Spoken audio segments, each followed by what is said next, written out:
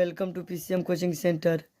आज के क्लास में त्रिभुज पर आधारित अध्याय 7 के बेसिक 1 पढ़ेंगे। बेसिक 1 में दोस्तों त्रिभुज के बारे में बताऊंगा। तो चलिए इसके परिभाषा को पहले देखते हैं।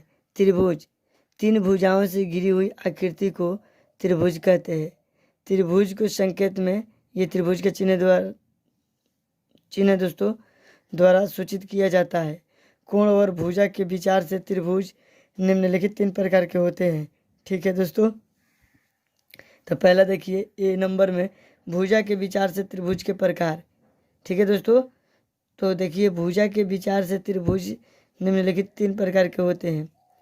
देखिए दोस्तों, पहला विषम बाहु त्रिभुज, वह त्रिभुज जिसकी भुजाएं आपस में बराबर नहीं हो विषम बाहु त्रिभुज कहलाता है।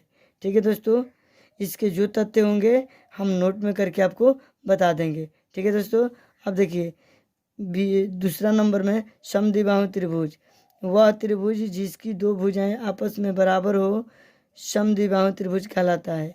फिर देखिए दोस्तों तीसरा समबाहु त्रिभुज, वह त्रिभुज जिसकी तीनों भुजाएं समान हो समबाहु त्रिभुज कहलाता है।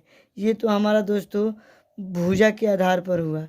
अब देखिए दोस्तों कोण के आधार पर भी त्रिभुज 3 प्रकार के होते हैं। तो चलिए उसको भी मैं दिखाता हूँ। देखिए दोस्तों, कोण के विचार से त्रिभुज के प्रकार।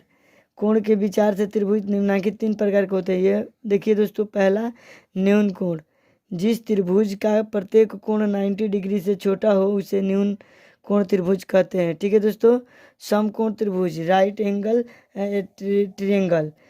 देखिए दोस्तों, इसको जिस त्रिभुज का एक कोण समकोण यानी 90 डिग्री हो तो उसे समकोण त्रिभुज कहते हैं। अब देखिए दोस्तों तीसरा देखिए अधिक कोण त्रिभुज।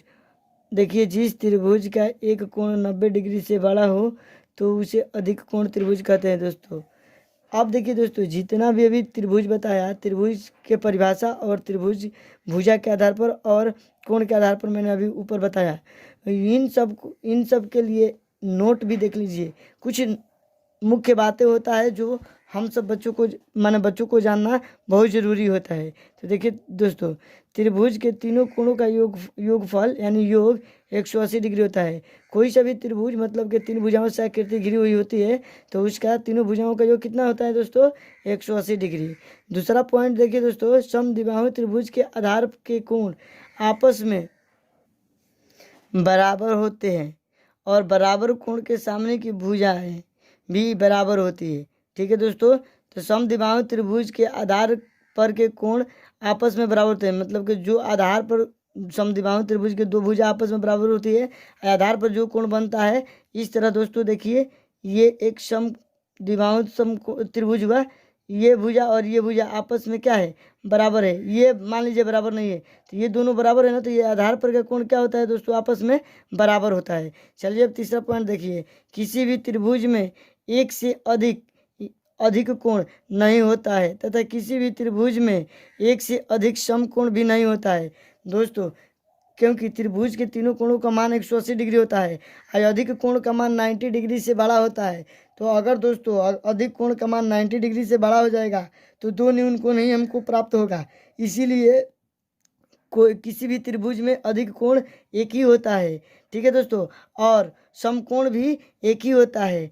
ठीक है दोस्तों, तो ये चलिए इसको मैंने समझा दिया। चलिए अगला पॉइंट देखिए, समबाहु त्रिभुज के तीनों कोण और तीनों भुजाएं समान होते हैं। ठीक है दोस्तों, समबाहु त्रिभुज जो भी होता है दोस्तों उसके तीनों भुजा और तीनों कोण आपस में क्या होता है? समान होता है। यानी कि समबाहु त्रिभुज की प्रत्येक कोण 60 डिग्री का होता है। ठीक है दोस्तों, चलिए इसके अगला पॉइंट देखते हैं।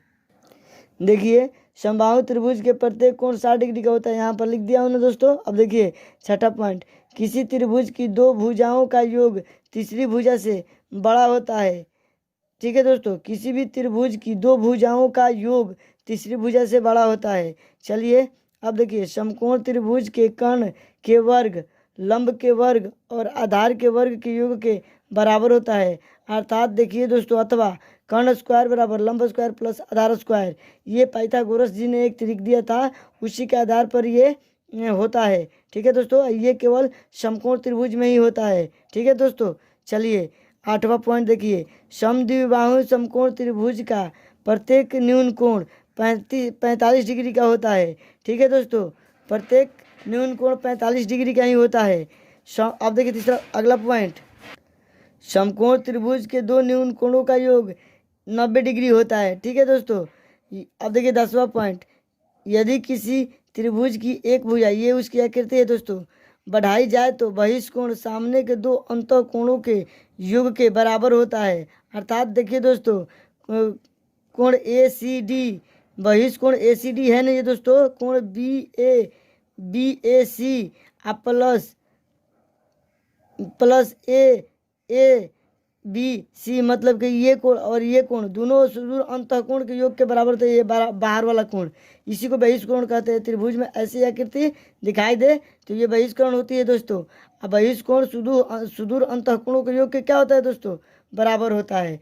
तो देखिए दोस्तों, त्रिभुज के जितने तथ्य थे मैंने आपको स्पष्ट रूप से समझा दिया। तो चलिए दोस्तों, आप लोग इसको कॉपी में नोट कर ले या स्क्रीनशॉट ले ले। नहीं समझ में आ रहा है तो कमेंट करें। अगर मेरी वीडियो आपको पसंद आ रहा है दोस्तों तो लाइक शेयर तथा सब्सक्राइब करें और अंत में बेल आइकन को प्रेस कर दें, ताकि जब भी मैं लेटेस्ट वीडियो बनाऊं तो सबसे पहले आपको मिले। तो आज क्लास में इतना ही फ्रेंड्स, जय हिंद।